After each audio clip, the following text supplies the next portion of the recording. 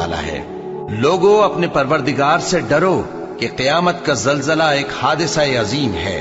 اے مخاطب، جس دن تو اس کو دیکھے گا اس دن یہ حال ہوگا کہ تمام دودھ پلانے والی عورتیں اپنے بچوں کو بھول جائیں گی اور تمام حمل والیوں کے حمل گر پڑیں گے، اور لوگ تجھ کو مدہوش نظر آئیں گے، حالانکہ وہ مدہوش نہیں ہوں گے بلکہ عذاب دیکھ کر مدہوش ہو رہے ہوں گے۔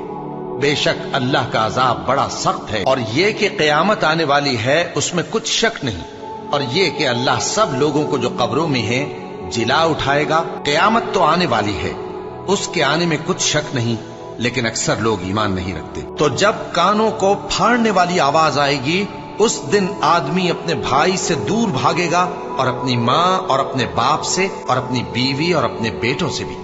ہر شخص اس روز ایک فکر میں ہوگا جو اسے سب سے بے نیاز کر دے گی، اور کتنے چہرے اس روز چمک رہے ہوں گے